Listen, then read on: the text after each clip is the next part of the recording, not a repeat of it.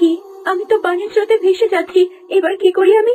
আমি তো সাঁতারও পারি না, এবার তো ডুবেই মারা যাব।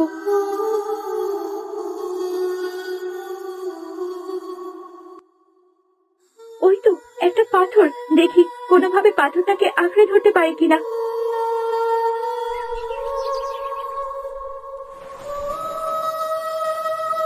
এখান থেকে এখন কিভাবে বেঁচে ফিরি? মাথাকে আঘাত পেয়েছি, শরীরটাও খুব খারাপ লাগছে। এই অবস্থায় তো বেশিক্ষণ পাথরটা ধরেও রাখতে পারবো না। বাঁচাও, কেউ আছো?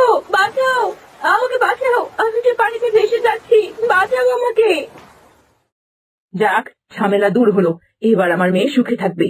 কিন্তু একটা তো ভুল হয়ে গেল, তরুলতাকে মেরে নদীতে ফেলে দিলাম, কিন্তু ও মরলো কিনা তা তো নিশ্চিত হলাম না। ওই তরুলতা ডাইনিটা যদি না মরে, তাহলে তো ঠিক আমার মেয়ের সংসারে কি অশান্তি করবে।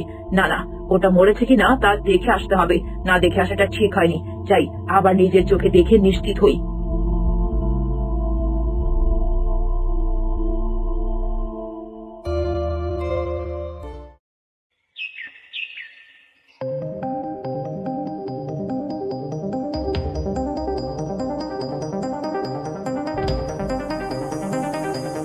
নদীর ধারে তো কেউ নেই, আর আমিও কি বোকা, হুট করে চলে এলাম। ও মেয়ে তো তখনই নদীতে পড়ে গেছে, মরে এতক্ষণে ভেসে কোথায় চলে গেছে, এই স্রোতে বেঁচে থাকতে পারবে না। না না, মনের খচখচানিটা একদমই যাচ্ছে না কেন। আর একটু এগিয়ে গিয়ে দেখে আসি সামনের দিকটায় আছে কিনা।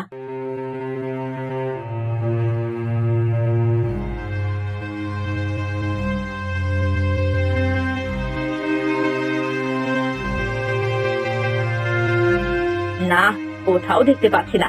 ওই তরুটা মরে কোথাও ভেসে গেছে, কে জানে। না না, আর সময় নষ্ট করে লাভ নেই, আমি বরং বাড়ি ফিরে যাই। বাঁচাও, কে আছো? বাঁচাও, আমাকে বাঁচাও, আমি যে মরে গেলাম। বাঁচাও, কে আছো? বাঁচাও। আরে, কে জানি বাঁচাও বাঁচাও করে চিৎকার করছে না? বাঁচাও আমাকে, কে আছো? বাঁচাও। হ্যাঁ, তাই তো, শব্দটা তো মনে হয় ওই সামনে থেকে আসছে। একটু এগিয়ে গিয়ে দেখি তো।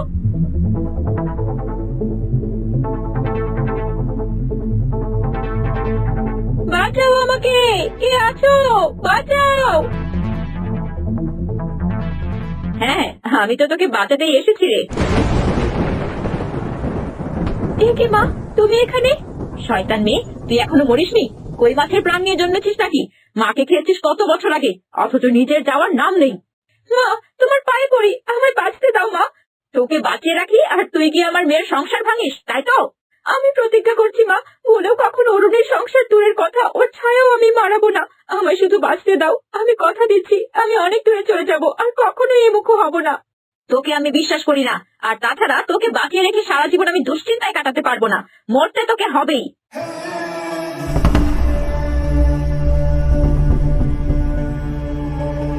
না মা, না, এই পাথরটা আমার উপর মেরো না, আমি ডুবে যাব, আমাকে বাঁচতে দাও মা। না, তোকে আমি কিছুতেই বাঁচতে দেব না। তরুলতা, তোকে মরতেই হবে, মরতেই হবে তোকে।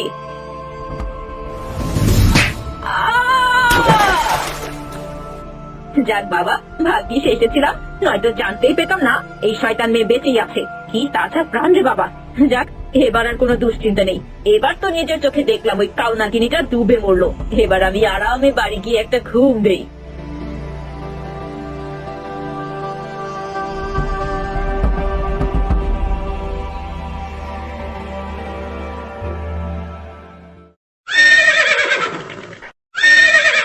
তরুলতা, ওই যে সামনের বিশাল দরজা দেখছো, ওটা আমাদের রাজপ্রাসাদ। আজ থেকে প্রাসাদের সুগন্ধি তুমি। তোমার রূপ আর গুণে এই প্রাসাদ সুবিহিত থাকবে। তুমি চিন্তা করো না রাজপুত্র, আমি প্রাসাদকে নিজের করে নেব। চলো এবার আমরা রাজপ্রাসাদে যাই, বাবা আমাদের জন্য অপেক্ষা করছে। হ্যাঁ, তাই চলো রাজপুত্র। বাঁচাও, কে আছো? বাঁচাও আমাকে। দাঁড়াও তরুলতা, কে জানি বাঁচাও বাঁচাও করে চিৎকার করছে না? হ্যাঁ, তাই তো, ওই সামনে থেকে তো শব্দটা আসছে। চলো তো একটু এগিয়ে গিয়ে দেখি।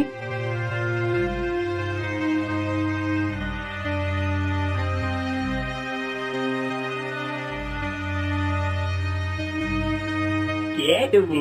বাঁচাও আমারে, আমি এই ডালের চাপায় মরে যাচ্ছি। বাঁচাও, বাঁচাও আমারে। হ্যাঁ, একটু অপেক্ষা করুন, আমি এক্ষুনি ডালটা সরিয়ে দিচ্ছি।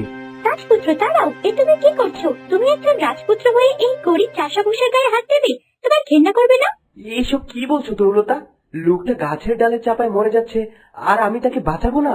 আচ্ছা বেশ, তা ঠিক আছে, কিন্তু তাই বলে তুমি ওই গরিব নোংরা চাষার গায়ে হাত দিয়ে তোমার হাত নোংরা করবে?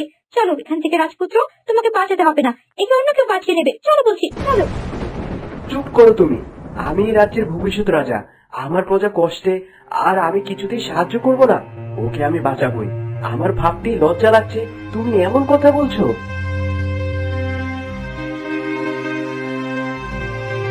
তোমাকে কি বলে যে ধন্যবাদ দিব? তুমি কিনা রাজপুত্র হয়ে নিজ হাতে আমারে বাঁচালে।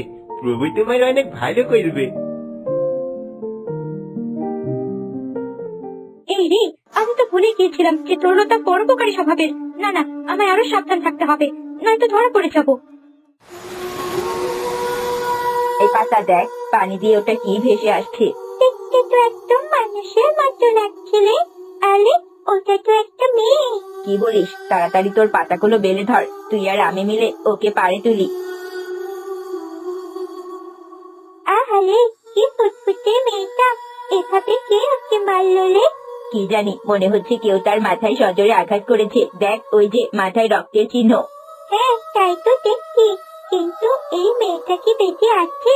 দেখে তো বোঝাই যাচ্ছে না বেঁচে আছে না মরে গেছে। এক কাজ করি, নদীর রানীকে ডাকি, তিনি নিশ্চয়ই একে সুস্থ করতে পারেন। হ্যাঁ, সেটাই ভালো হবে। তবে নদীর রানীকে ডাক।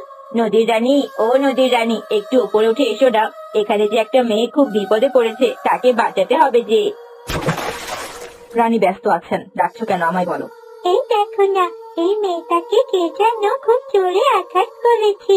ওকে একটু রানীমার কাছে নিয়ে যাও না, তিনি তাকে অবশ্যই সুস্থ করে দেবেন। ঠিক আছে, ওকে আমি নদীর রানীর কাছে নিয়ে যাচ্ছি। তোমার আবার কি হলো তরুলতা? হ্যাঁ, না আসলে আমার এমন করা উচিত হয়নি, আমায় ক্ষমা করো তুমি। ঠিক আছে, চলো এবার প্রাসাদে যাই, বাবার সাথে তোমাকে দেখা করিয়ে দেই। হ্যাঁ চলো। আসো আসো আমার রাজপুত্র, তোমার অপেক্ষাই তো আমি করছি। বাবা, তরুলতার কথা তো তোমায় আমি আগেই বলেছিলাম, যার জন্য আমি আজ প্রাণে বেঁচে আছি। এই সেই তরুলতা। হ্যাঁ রে মা, আমি যে তোমায় কি বলে ধন্যবাদ দিব। তোমার জন্য আমার রাজপুত্র প্রাণে বেঁচেছে। চপ করলো এই তরলতাটা, আর প্রশংসা পাচ্ছি আমি। বাহ, প্রশংসা শুনতে ভালোই লাগছে। না বাবা, ধন্যবাদ দিয়ে আমাকে ছোট করবেন না, ওটা তো আমার কর্তব্য ছিল রাজপুত্রকে বাঁচানোর। বাহ, কি সুন্দর করে কথা বলে আমার মাটা। এই, কে কোথায় আছিস? আমার মাকে সুসজ্জিত করার জন্য গহনা নিয়ে আয়। দাসী, গহনা নিয়ে তরুলতা মায়ের কাছে দাঁড়াও, আমি নিজ হাতে ওকে এগুলো পরিয়ে দেব।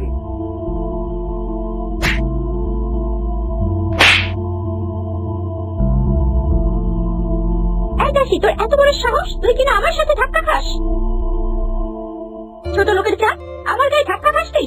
এত বড় সাহস তোর! ক্ষমা করবেন, আমি ইচ্ছে করে করিনি। আমার মুখে মুখে কথা! তরুলতা, চুপ করো। এই কি ব্যবহার তোমার? এমন তো তুমি ছিলে না। আচ্ছা আচ্ছা, ঠিক আছে, তরুলতাকে তোমাদের রানীমার কাছে নিয়ে যাও দাসী, তিনি সব উপহার তরুলতাকে পরিয়ে দেবেন। মিহির, তোমার উপর আমার পূর্ণ বিশ্বাস আছে বাবা, যে তুমি মানুষ চিনতে ভুল করবে না। কিন্তু তরুলতার এ কি ব্যবহার? তোমার মা আজ পর্যন্ত কোনো দাসীর সাথে একটু উচ্চস্বরেও কথা বলেনি, অথচ তরুলতা প্রথম দিন এসেই একজনের গায়ে হাত তুলল। আমি কিছুতেই বুঝতে পারছি না বাবা, ওর মতো নরম স্বভাবের মেয়ে এমন ব্যবহার কিভাবে করলো, আমি তাই ভেবে পাচ্ছি না। গায়ের মেয়ে তো, হঠাৎ রাজপ্রাসাদ থেকে হয়তো নিজেকে সামলাতে পারেনি। কিন্তু ও তো এমন নয় বাবা। আচ্ছা তুমি চিন্তা করো না বাবা, তোমার মা ওকে সব শিখিয়ে পড়িয়ে নেবে, সে হবে ভবিষ্যৎ রানী, তাকে তো সব বুঝে নিতেই হবে। যাও, এবার তোমার মায়ের সাথে দেখা করে এসো, আর আমিও যাই, একটু বাগান থেকে ঘুরে আসি। ঠিক আছে বাবা। এমনটা তো হওয়ার কথা ছিল না। বাবার কথাই কি ঠিক? এত বড় প্রাসাদ দেখে ওর স্বভাব বদলে গেল, নাকি এর মধ্যেও আরো কোনো বিষয় রয়েছে? কি মেঘা, এই তুমি কাকে নিয়ে এসেছো? দেখুন না রানীমা, এই মেয়েটা নাকি নদীতে ভেসে যাচ্ছিল। ওই লতাপাতা গাছগুলো এই মেয়েটাকে নদী থেকে তুলেছে।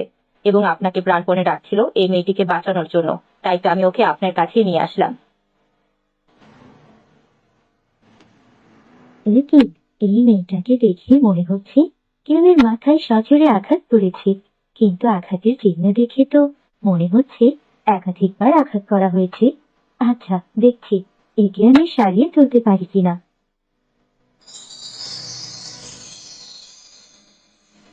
না, আমার জাদুবিদ্যা তো এই মেয়েকে কোনোভাবেই বাঁচিয়ে তুলতে পারছে না। রানীমা, আর একটু ভালোভাবে দেখুন না, যদি কিছু করতে পারেন। আচ্ছা, দেখছি।